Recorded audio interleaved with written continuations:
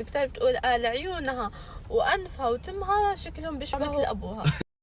البيبي طلعت شبه وليد. السلام عليكم ورحمة الله. منذ قليل خرجت نور مقداد على حسابها الرسمي وفاجأت الجمهور بأنها قالت أن البيبي إن شاء الله تشبه الوليد. الدكتورة بتحكي لنا إنه هاي البيبي رح تكون تشبه أبوها.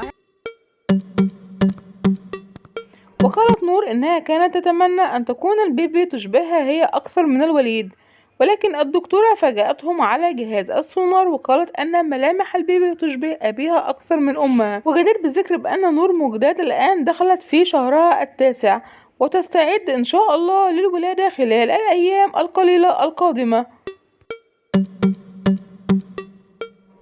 متابعينا خلص الفيديو، نرجو ان هو يكون نال اعجابكم. شكرا لكم على المتابعة والى اللقاء في فيديو اخر جديد ان شاء الله، والسلام عليكم ورحمة الله وبركاته.